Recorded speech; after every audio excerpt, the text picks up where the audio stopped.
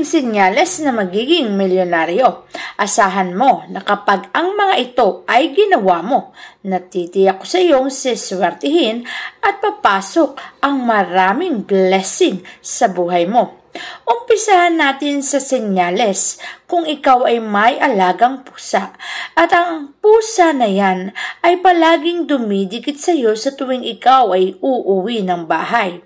Alam mo ba kung bakit dumidikit ang pusang yan? Binibigyan kang senyales na may paparating na malaking blessing sa buhay mo. At ang malaking blessing na yan ay maaaring magpabago ng takbo ng buhay mo. Maaari kang magtagumpay sa negosyo o sa karir na papasukan mo. Kaya naman napakaswerte kung ang pusa mo ay dikit ng dikit sa iyo. Pangalawang senyales ay kung may sapot ng gagamba, maswerte ang sapot na yan kung may initial ng pangalan mo. May mga sapot na hindi maswerte kapag ito'y nagbibigay ng negatibong enerhiya. Ngunit ang sapot sa tahanan na may inisyal na pangalan mo ay binibigyan kang senyales na ikaw ay magiging milyonaryo. Hindi naman basta-basta magkakaroon ng inisyal ang mga sapot niyan kung walang binibigay na senyales sa taong may-ari ng tahanan na yan.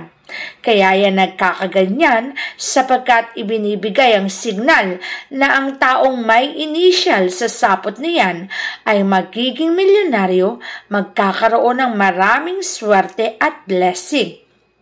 Pangatlong senyales ay kapag ikaw ay nakapanaginip ng dumi ng tao. Partikular na kung ang dumi ng tao na yan ay napakarami. Ito'y nagbibigay senyales na ikaw ay magkakaroon ng isang negosyo kung saan ang negosyo na yan ay magbibigay sa iyo ng isang malaking kita. At ang malaking kita na yan ay magbibigay sa iyo ng magandang buhay, lalo pa nga kung mailalagay mo ito sa tama. Tandaan lamang na ang mga bagay na kinikita o ang kaperahan na yung kinikita ay ilagay mo sa tama, siguradong patungo ka sa pagiging milyonaryo. Lalo pa nga kung binibigyan ka na senyales sapagkat ang mga senyales na to ang nagbibigay patunay na ikaw ay magiging isang milyonaryo. Naranasan mo na ba na sa tahanan mo ay may mga gumawa ng pugad at dito sa pugad na yan sila nangingitlog? Kapag ang mga pugad na yan ay nasa tahanan mo at ang tahanan mo ang napiling gawa ng pugad ng mga ibon na yan, ibig sabihin, swerte po, lalo na po kapag ito'y nasa bakuran o nasa loob ng tahanan. Ito'y biglang signal ng kayamanan. Isa pang senyales ng pagyaman ay kapag napanaginipan mo ay Buddha. Kapag nakapanaginip ka ng Buddha, ibinibigay nitong senyales na may paparating na malaking swerte. Maaring ang swerte na yan ay sa pamamagitan ng isang tao na tutulong sa iyo para maabot mo ang mga bagay na pinapangarap mo.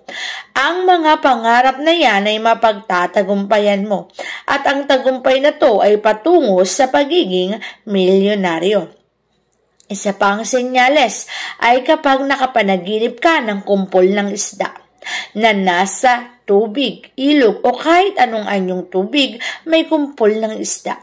Ang tubig ay pera. Water element ay pera. Lalo pa nga't may kumpol ng isda.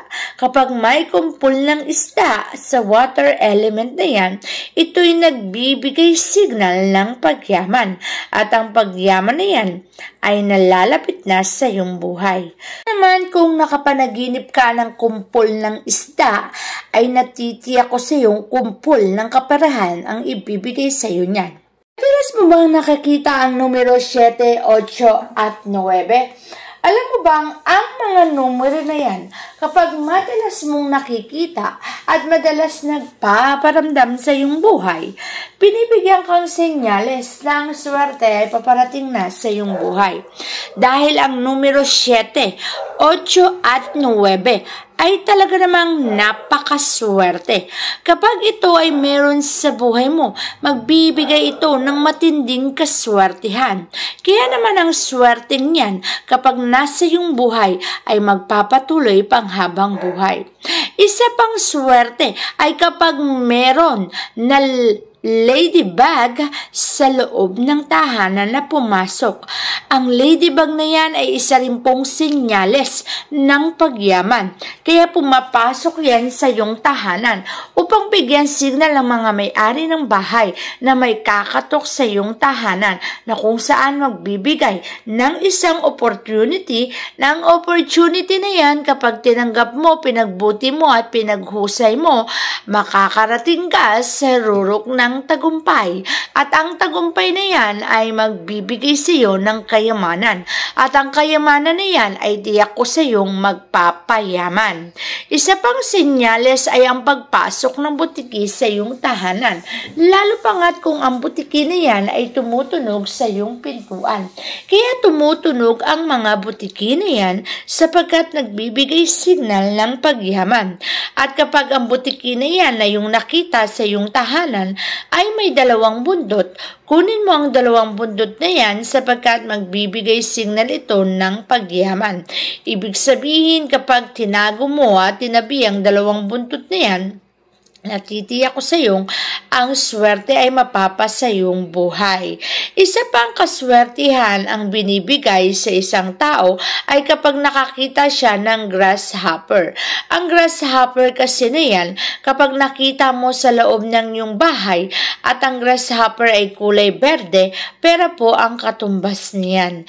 At kapag ang grasshopper ay nagpatuloy sa loob ng tahanan, magkakaroon ka ng matinding kaswertihan. At ang kaswertihan na yan ay maaaring magpabago ng takbo ng iyong pamumuhay. Lalo pa nga't kung ang grasshopper ay dumikit sa iyong katawan. Isa pang bagay na matitiyak ko sa iyong senyales ng pagyaman ay ang pagkakaroon ng isang kitchen na madalas o hindi sa madalas ay nagbibigay sa iyo ng senyales ng pagyaman kapag ang iyong faucet at ang kitchen ay magkatapat, hindi magkatabi. Ang pagtatabi kasi nito ay magkalaban. Ngunit kapag magkatabi, swerte po ang dala niyan at magbibigay senyales sa iyo ng pagyaman. Isa pang matinding senyales ang binibigay kapag ang iyong tahanan ay naipwesto saan man sumisikat ang araw. Senyales yan na ang tahanan na yan ay magkakaroon ng maraming blessing. At kung sino man ang nakatira sa tahanan na yan, ay tiyak ko sa iyong siswertihin. Kaya't kung ikaw ang nakatira sa tahanan na yan, milyonaryo ang magiging buhay mo.